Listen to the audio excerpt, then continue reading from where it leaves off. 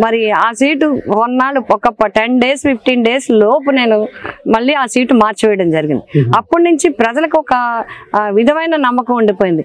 ఇంటింటా అంతా ఆడపిల్ల తిరిగి తిరిగి తిరిగి ఆఖరికి సీట్ లేకుండా పోయిందనే భావన ఒకటి. అందరూ నన్ను ఆశీర్వదించి మంచి భవిష్యత్తు ఉంటుంది, మంచి భవిష్యత్తు అన్నట్టుగానే నేను జిల్లా పరిషత్ చైర్మన్ చేయగలిగాను, అన్నట్టుగానే నేను మళ్ళీ రాజ్యసభ ఎంపీ చేయగలిగాను.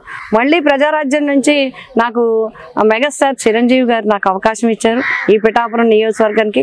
అప్పుడు మిస్ అయింది, మళ్ళీ ఆ స్టార్ ద్వారా మిస్ అయింది. ఈ స్టార్ ద్వారా నేను ఇక్కడ నియోజకవర్గంలో ఎమ్మెల్యేగా చేయగలిగాను. తర్వాత జగన్మోహన్ రెడ్డి గారు మరి నేను మధ్యలో ఒక గ్యాప్ ఎక్కడ వచ్చిందంటే సమైక్య ఆంధ్ర తర్వాత మన రాష్ట్రం విడిపోయిన తర్వాత నేను 14 to 19 పోటీ చేయలేదు. కానీ 19లో మళ్ళీ జగన్మోహన్ రెడ్డి గారు నాకు అవకాశం ఇచ్చారు. అవకాశం ఇచ్చి ఎంపీగా పోటీ చేసే అవకాశం ఇచ్చారు. అతి తక్కువ టైంలో వారు ఇచ్చిన నమ్మకానికి, ప్రజలు నాకు ఇచ్చిన ఆశీర్వాదానికి నేను పార్లమెంట్కి వెళ్ళగలిగాను. ఎప్పుడైనా సరే ఒక రాజ్యసభ సభ్యురాలుగా కావచ్చు, ఒక ఎంపీగా కావచ్చు, ఒక ఎమ్మెల్యేగా కావచ్చు, ఒక జిల్లా పరిషత్ చైర్మన్గా కావచ్చు, నేను ఎప్పుడూ ప్రజలను మర్చిపోలేదు. ముఖ్యంగా అన్ని నియోజకవర్గాలు ఒక ఎత్తు, నాకు పిఠాపురం నియోజకవర్గం ఒక ఎత్తు. పిఠాపురం నియోజకవర్గంతో అత్యంత సన్నిహితమైన సంబంధం ఉంది. ప్రజలు నన్ను ఒక ఆడబొడుచుగా భావిస్తారు, ఒక ఇంటి బిడ్డగా భావిస్తారు. నన్ను ఆ వాళ్లతో ఉన్న అనుబంధం అంతేకాదు, కులాలకి మతాలకి అతీతంగా నన్ను అభిమానిస్తారు.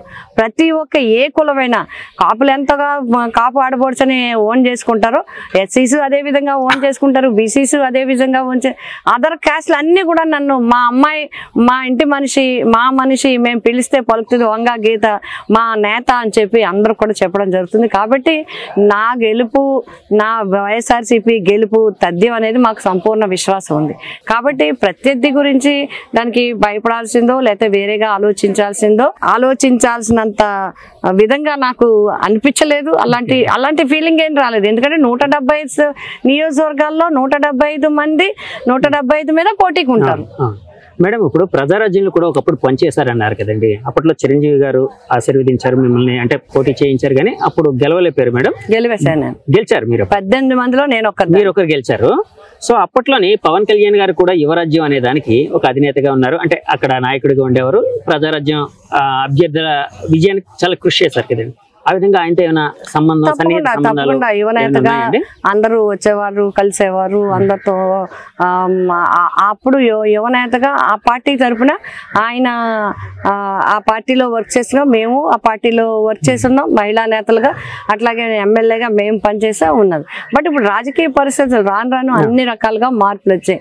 ఆయన మళ్ళీ కొత్త పార్టీ వచ్చారు, కొత్త పార్టీ పెట్టుకున్నారు, పార్టీ అధినేతగా ఉన్నారు. నో డౌట్ ఆయన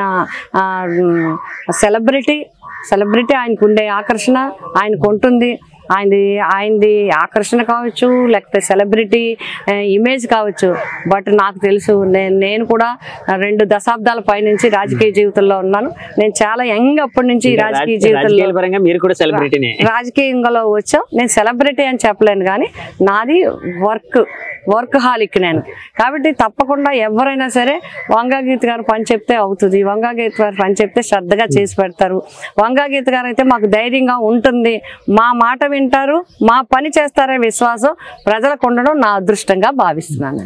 మేడం, ఇందాక మాట్లాడుతూ ఒక మాట అన్నారు, అప్పట్లో ఎన్టీ రామారావు గారు సీట్ ఇచ్చారు, తర్వాత అనుకోని కారణాల వలన మార్చేశారు. ఏంటి మేడం ఆ కథ ఏంటి?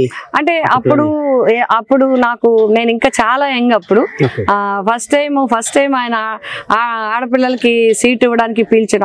ఇప్పుడు అంత అవేర్నెస్ కూడా లేదు, అయినా కూడా నాకు పిఠాపురం అసెంబ్లీ సీటు నాకు ఇవ్వటం జరిగింది.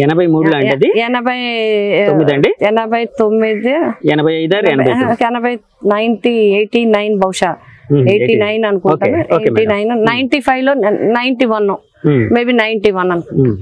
ఆ ఎలక్షన్ లో నాకు ఇచ్చారు. అయితే అక్కడుండే స్థానికంగా ఉండే ఎమ్మెల్యే గారు పట్టుబట్టడం వల్ల మళ్ళీ నేను చిన్నదానే కాబట్టి మళ్ళీ ఆయనకే ఇవ్వటం జరిగింది ఈ కారణాల వల్ల. బట్ ఎన్టీ రామారావు గారు చెప్పడం జరిగింది, నీకు ఎమ్మెల్యే టికెట్ తీశారు కాబట్టి నువ్వు ఎంపీ అవుతావు, ఎమ్మెల్యే అవుతావు, జిల్లా పరిషత్ చైర్మన్ అవుతావు, ఎన్ని పోస్టులు చేస్తావు, నీకు చాలా మంచి భవిష్యత్తు ఉంటుందని ఆ రోజు ఆయన నన్ను దీవించడం జరిగింది అన్నవరం దేవస్థానంలో. అట్లాగే వెంటనే ఈ మా అప్పుడు గవర్నమెంట్ వచ్చిన వెంటనే జిల్లా పరిషత్ చైర్మన్ మహిళకు అవగానే మొట్టమొదటిగా రాష్ట్రంలోనే జిల్లా పరిషత్ తూర్పుగోదావరికి మహిళా టికెట్ వంగాగీతకి కేటాయించింది ఎన్టీ రామారావు గారు ఆ రోజు. మేడం ఇప్పుడు ఎన్టీఆర్ గారితో పనిచేశారు, చంద్రబాబు గారితో పనిచేశారు, జగన్ గారితో పనిచేశారు.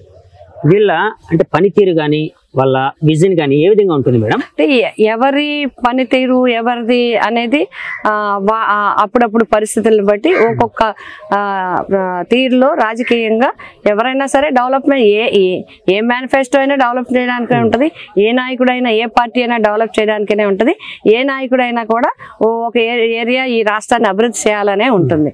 అయితే జగన్ గారికి అందరికీ పోలిక ఏంటంటే జగన్ గారు ప్రో పీపుల్, ప్రో పూర్, అంతేకాకుండా డెవలప్మెంట్ ఒకవైపుని ఇప్పుడు హార్బర్స్ కానీ ఎయిర్పోర్ట్స్ కానీ లేకపోతే ఇతర ప్రాజెక్టులు కానీ SEZ డెవలప్మెంట్ కానీ ఇవన్నిటిని కృషి చేస్తూనే పేద ప్రజలకు ఒక నమ్మకం విశ్వాసం కల్పించారు.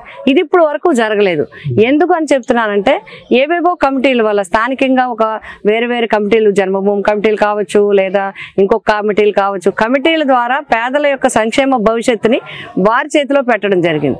బట్ ఎప్పుడు ఎవరు చేయని విధంగా బిఆర్ అంబేద్కర్ గారు చెప్పినట్టుగా, బాబా ఫూలే చెప్పినట్టుగా పేద ప్రజల జీవితాన్ని వేరే వేరే విధంగా పెట్టకుండా డైరెక్ట్గా ఏ ప్రభుత్వం అయితే వాళ్ళకి న్యాయం చేస్తుందో అదే నిజమైన ప్రభుత్వం అని వాళ్ళు చెప్పడం జరిగింది, పుస్తకాల్లో రాసి ఉన్నది. ఆ విధంగా జగన్మోహన్ రెడ్డి గారు ఒక వాలంటీర్ వ్యవస్థను తీసుకొచ్చారు, ఒక సెక్రటరియట్ వ్యవస్థను తీసుకొచ్చారు. దాని ద్వారా లంచం లేకుండా పార్టీలకు అతీతంగా ఈరోజు పార్టీ ఇంటి మీద ఏ జెండా ఉన్నా కూడా పథకం వెళ్ళింది. గతంలో అలా ఉండేది కదా, ఎంచేవారు పార్టీలు ఎవరు, మాకు ఓట్లు వేసేవాళ్ళు ఎవరు, మా వర్గం ఎవరు, మా గ్రూప్ ఎవరు అని ఎంచి పథకాలు ఇచ్చేవారు. ఈ ప్రభుత్వం ఎంచకుండా నిస్వార్థంగా అర్హతే ప్రాధాన్యంగా పథకాలు ఇచ్చేది. పేదవాడికి ఈరోజు భరోసా. జగనన్న ఇచ్చిన వాలంటీర్ ఉన్నాడు, నాకు ఏ కష్టం వచ్చినా వాలంటీర్ ద్వారా ప్రభుత్వానికి అందుతుంది, నాకు న్యాయం జరుగుతుందని చెప్పి నిజమైన for the people by the people to the people కి పూర్తి అర్థం ఎవరంటే జగన్మోహన్ రెడ్డి గారు ప్రభుత్వం. మేడం ఇప్పుడు 2019లో మీరు 19 ముందు వరకు తెలుగుదేశంలో ఉన్నారు. అంటే ప్రజారాజ్యం నుంచి మళ్ళీ తెలుగుదేశంకి వచ్చారు, తెలుగుదేశం నుంచి ప్రజారాజ్యం వచ్చారు. సరే తర్వాత మళ్ళీ వైసీపీకి వచ్చారు. అంటే ఎందుకు మేడం వైసీపీలో అంటే మిమ్మల్ని బలంగా ఆకర్షించి అంటే ఇందులో చేరాలి అని అనిపించిన విషయాలు ఏమైనా ఉన్నాయండి? అంటే సాధారణంగా ఇక్కడ నేను 2000 ఇంచుమించుగా 84, 85 నుంచి నేను డిగ్రీ చదువుతున్న రోజుల్లో అప్పుడు ఎన్టీ రామారావు గారికి రాష్ట్రంలో దించేయటం ఈ కార్యక్రమాలు జరిగినప్పుడు మేము స్టూడెంట్స్గా రావటం జరిగింది. అది కూడా రాజకీయ పరంగా రాలేదు మేము. మా హస్బెండ్కి అప్పుడే నాకు ఇంటర్మీడియట్లో మ్యారేజ్ అవ్వడం, మా హస్బెండ్కి పొలిటికల్గా ఇష్టం, ఆయనకి ఇష్టం అవడంతో మేము ఎన్టీ రామారావు గారు అంటే ఒక సినిమా యాక్టర్, ఎన్టీ రామారావు గారు అంటే అందరికీ తెలిసిన వ్యక్తి. అయ్యో ఎన్టీ రామారావు గారిని దించేశారనే దాని మీద మేము కాలేజీ నుంచి స్టూడెంట్స్ అందరూ కొవ్వొత్తుల ర్యాలీలు, రోడ్డు మీద నిరసనలు, పోలీస్ స్టేషన్ దగ్గర కూర్చోవటం ఇవన్నీ చేయటంతో ఆటోమేటిక్గా గుర్తింపు వచ్చింది. నాకు గుర్తింపు వచ్చి ఒక స్టూడెంట్ బాగా చేస్తున్నారు, ఒక ఉమెన్, అప్పుడు ఉమెన్ బాగా తక్కువ మందిలో బాగా చేస్తున్నారని చెప్పి నాకు పార్టీ పదవులు ఇవ్వటం, అట్లా వచ్చింది పొలిటికల్ లైఫ్. అలాగ వచ్చిన దానికి ఇంతవరకు రావటం జరిగింది. తర్వాత 2008లో మళ్ళీ చిరంజీవి గారు పార్టీ పెట్టడం, మా జిల్లాలో ఉండే నాయకులు, మా వెస్ట్ గోదావరి, ఈస్ట్ గోదావరి, విశాఖపట్నం ఈ అందరు నాయకులు సమైక్యంగా మాట్లాడి ఒకరికి వెళ్దామని ఉన్నా లేకపోయినా అందరం కలిసికట్టుగా వెళ్ళాలని ఒక నిర్ణయం తీసుకోవడం, చిరంజీవి గారికి మద్దతు ఇవ్వాలని స్థానికంగా అందరూ చెప్పడం. కాబట్టి స్థానిక పరిస్థితులను బట్టి మేము కూడా అందులో జాయిన్ అవ్వడం జరిగింది. బట్ వారి అదృష్టం చిరంజీవి గారు అప్పుడు నాకు సీట్ ఇవ్వడం జరిగింది, అది కూడా పిఠాపురం ఇవ్వడం జరిగింది. పిఠాపురం ఇచ్చిన తర్వాత నెగ్గిన 18 మందిలో పిఠాపురం ప్రజలు నన్ను గౌరవించి నన్ను కూడా ప్రజారాజ్యం తరపు. ఇప్పుడు ఆపరేషన్ లేకుండానే మోకాళ్లకు ప్లాస్మా ట్రీట్మెంట్, మీ ఆర్థోపెడిక్ సమస్యలన్నిటికీ రోబోటిక్ టెక్నాలజీ ద్వారా తక్కువ ఖర్చుతో శాశ్వత పరిష్కారం, ఫ్రీ కన్సల్టేషన్, ప్రతి ట్రీట్మెంట్ పై 20% డిస్కౌంట్. ఈ ఆఫర్ కొద్ది రోజులు మాత్రమే, త్వరపడండి. V9 hospitals 9281465842.